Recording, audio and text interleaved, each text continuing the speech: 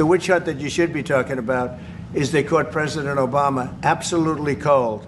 Tulsi Gabbard. Barack Hussein Obama, have you heard of him? And except for the fact that he gets shielded by the press for his entire life, that's the one they, look, he's guilty. It's not a question, you know, I like to say, let's give it time. It's there, he's guilty. This was treason.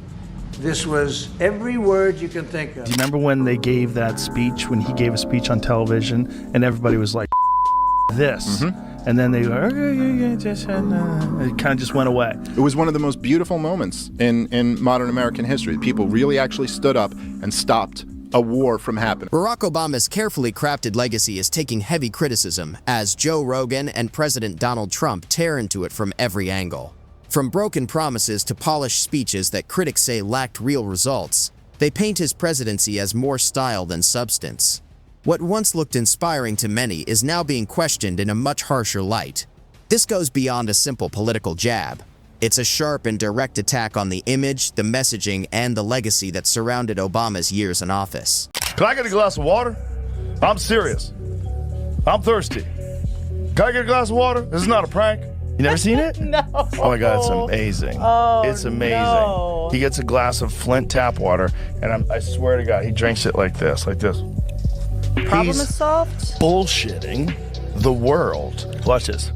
Can I get some water? I really did need a glass of water. This is not a stunt. Usually when something isn't a stunt, you have to say It's that. 100% a stunt. When was the last time a president stopped a speech to ask, can I get a glass of water? It's there, he's guilty. This was treason. This was every word you can think of. They tried to steal the election. They tried to obfuscate the election. They did things that nobody's ever even imagined, even in other countries. It's there. He's guilty. This was treason. Those, again, very strong words from the President of the United States. Nothing says leadership quite like a man who disappeared faster than the promises tied to his economic legacy. Barack Obama, the president known for smooth speeches and years of disappointing job numbers, is once again facing heavy criticism. And leading the charge are Joe Rogan and the current president of the United States, Donald Trump. A political duo nobody expected, but one that has people paying very close attention now. Barack Hussein Obama is the ringleader. Hillary Clinton was right there with him, and so was Sleepy Joe Biden.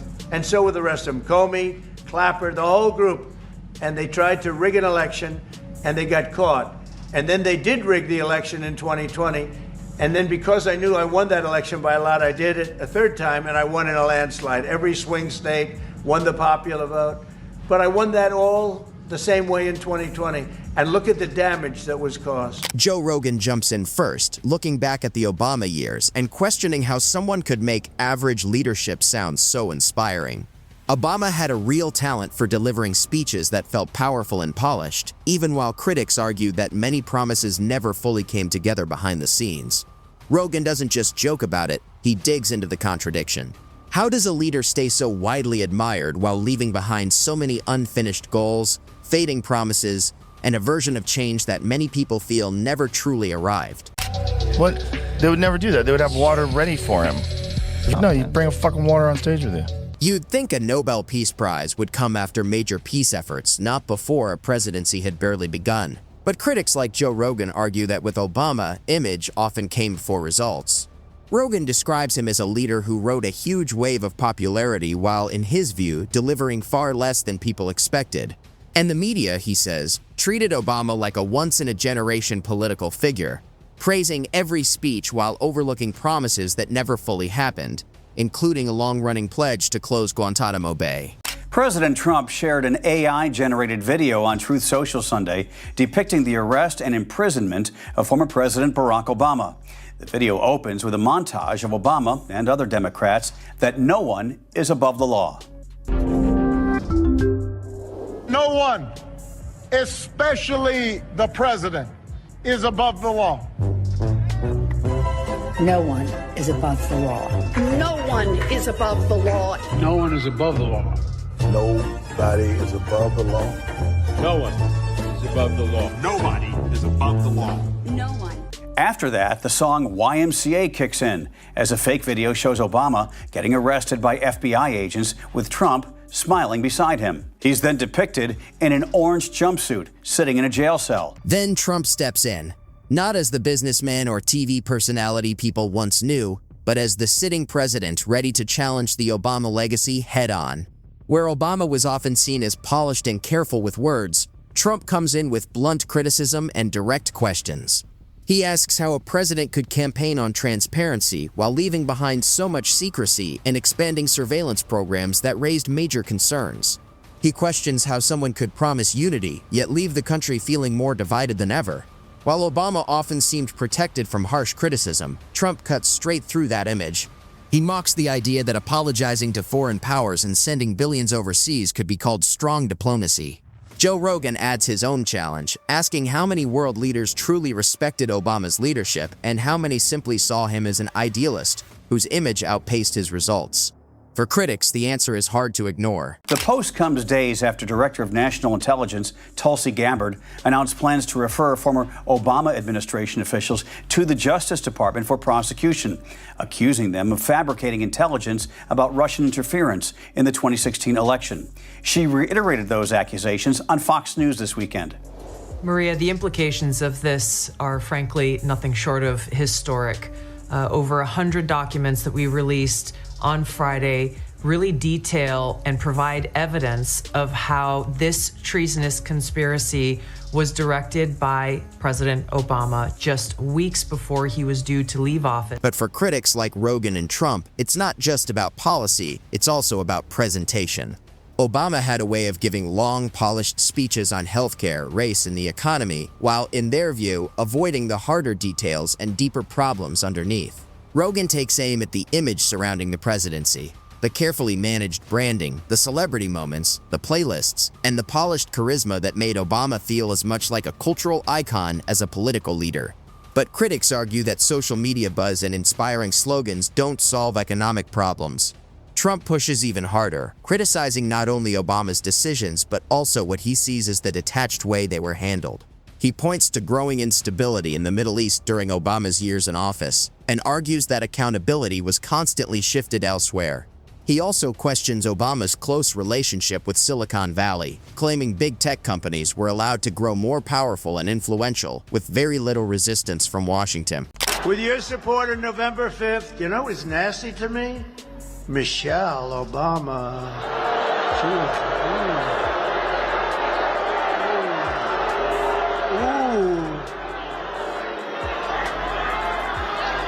I always tried to be so nice and respectful. Oh, she opened up a little bit of a box. She opened up a little bit of something. Oh, she was nasty. Ooh. Shouldn't be that way. That was a big mistake that she made. Trump, with no filter and full confidence, pushes the argument even further. He questions how anyone can admire a presidency that, in his view, leaned on intelligence agencies in ways that raised serious concerns and treated major controversies as if they were just media noise. Critics argue there's irony in the fact that the same administration that spoke so often about transparency was also tied to surveillance debates that never fully went away.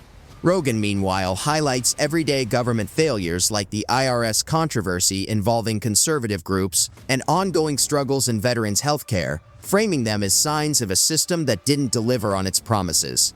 From there, the criticism widens into culture, with Obama's era described as one where politics and identity became more divided and reactive in public life.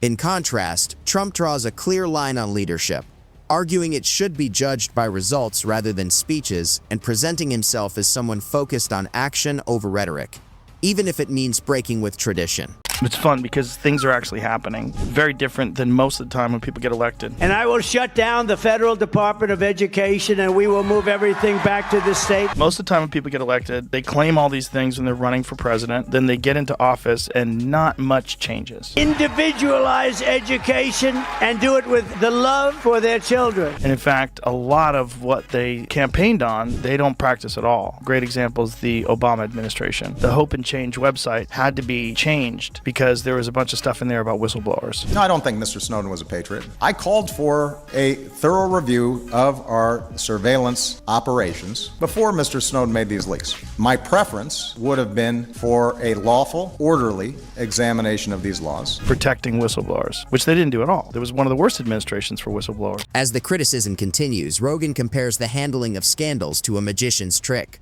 where attention is shifted just long enough for serious issues to fade from view. Topics like Fast and Furious, Benghazi, and the VA crisis are raised as examples critics say were never fully addressed or properly resolved.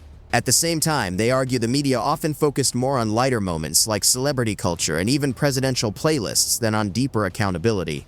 Rogan calls it an era where image moved faster than substance, and he doesn't let that contrast go unnoticed. Trump ends with a blunt take on legacy, saying history won't remember style or appearance but results and consequences. In his view, economic pressure, foreign policy setbacks, and expanding bureaucracy define the record far more than speeches or public image. For critics, once the branding and polished messaging are stripped away, what remains is a story of contradictions, unanswered questions, and promises that never fully played out. I authorize the Armed Forces of the United States to begin a limited military action in Libya in support of an international effort to protect Libyan civilians. Rogan brings up the Syria red line as a key example of failed foreign policy, saying a clear warning was made, but no action followed when it was crossed. He compares it to making a serious threat and then backing down completely, turning it into an empty gesture. He also points to billions sent overseas under diplomacy, questioning what real results came back. Trump reacts more sharply, arguing that trust was weakened rather than built, and critics say it shows a pattern where strong words weren't backed by action, leaving a legacy that looks far weaker in hindsight than it did at the time. Give me some volume and go full screen. What you know now, do you wish you had a third term? You know what, if I could make an arrangement where I had a stand-in, a front man or front woman, and they had an earpiece in, and I was just in my basement in my sweats looking through the stuff, and then I could sort of deliver the lines, but somebody else was doing all the talking and ceremony, I'd be fine with that. We know he wasn't really running the country. Yeah. We used to think he was actually running the country, and now they're like, no, he didn't even see those executive orders. That was all auto-pen. Rogan jokes that Obama spent more time thinking about his presidential library than delivering results worth preserving, calling it an era shaped more by PR than performance, with media acting like cheerleaders rather than critics. He mocks the contrast between the glowing public image and real-world issues like the troubled healthcare rollout. Trump adds that the situation inherited wasn't clean, but critics argue many problems were made or worsened during that time and later shifted in blame. Together, they frame it as a case of style winning over substance, where image was polished, but outcomes didn't always match the hype. Obama went on stage, and he roasted Trump. Donald Trump is here tonight. And one of the lines he said to Trump, he said, "I'm one thing that you'll never be," which is the president of the United States. Donald Trump has been saying that he will run for president as a Republican, which is surprising since I just assumed he was running as a joke. And you could see Trump in his head going, okay, I'm going to run now. That one moment where Obama was talking shit to him might be the reason why Trump was like, I'll show you. Rogan questions how leadership could be reduced to smooth speeches while manufacturing declined and jobs moved overseas. He jokes that if talking well were enough, every TED speaker would run a country. Donald Trump mocks the idea of leading from behind, calling it passive and ineffective, arguing it looked more like managing decline than steering progress. In his view, allies were confused, rivals advanced, and global policy often leaned on apologies and weak coordination. Rogan adds that when crises hit, rhetoric often replaced action.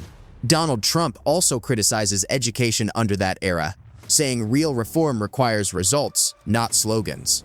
Together, they argue that the polished public image doesn't match the outcomes, and what was once framed as a strong legacy is now being questioned more aggressively.